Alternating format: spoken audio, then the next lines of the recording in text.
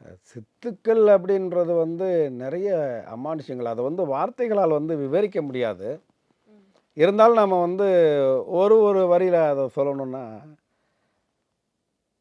மன்னார்குடியில பார்த்தீங்கன்னா, சூட்டுக்கோள் ராமலிங்க சுவாமிகள் சமாதின்னு ஒண்ணு இருக்கு.